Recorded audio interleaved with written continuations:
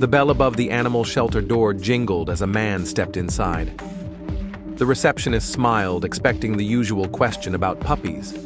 But instead, the man said something no one had heard before. "I'd like to adopt your most unloved dog." The room fell silent. She asked if she'd heard right, and he confirmed. He wanted the one no one asked about, the one who had been there the longest. No preferences for breed, age, or temperament. Just the forgotten soul.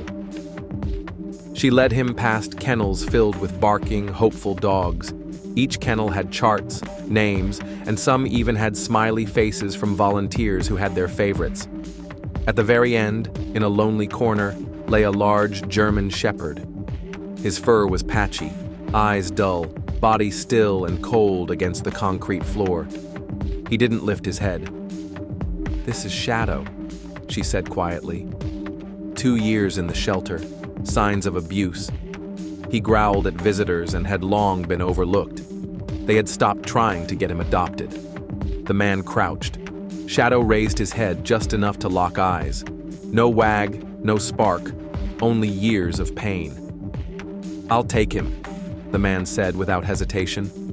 The receptionist was stunned, but he nodded. "Sure. He's the one I came for." Outside, the journey wasn't easy. Shadow flinched at traffic, resisted the leash, refused the car's back seat. With patience, the man coaxed him in, but Shadow curled into a corner, trembling. At home, it was no better. He avoided all rooms except the laundry room, where he lay hidden. He wouldn't eat, wouldn't sleep, just stared at nothing, haunted. Still, the man stayed, sat silently, left food and water, waited. On the 5th night, Shadow nudged the man's hand, barely a second, but a beginning. On the 7th day, he followed him into the kitchen. By week 2, Shadow stood in the living room doorway while the man watched old films. He ate with someone in the room. Then one morning, the man found Shadow sleeping at the foot of his bed. No wag, no joy, but the wall had cracked. Then, everything changed. 3 days after a young boy named James had gone missing, panic gripped the town. Search efforts had failed. The man and Shadow were walking near the square when Shadow began barking, loud, sharp, urgent.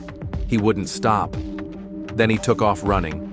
The crowd followed as Shadow darted through the streets with purpose. Finally, he stopped in front of a forgotten, abandoned building on the town's outskirts. He sniffed the air, barked again. Inside, they found James, unconscious but alive. He was rushed to the hospital. Thanks to Shadow's instincts, he survived. News spread quickly. Headlines read, "Unwanted dog becomes hero," and "Rescued German shepherd saves missing boy." The town couldn't believe this was the same dog once dismissed as unlovable, broken, forgotten. But he wasn't broken, he was healing. And now, he had saved a life.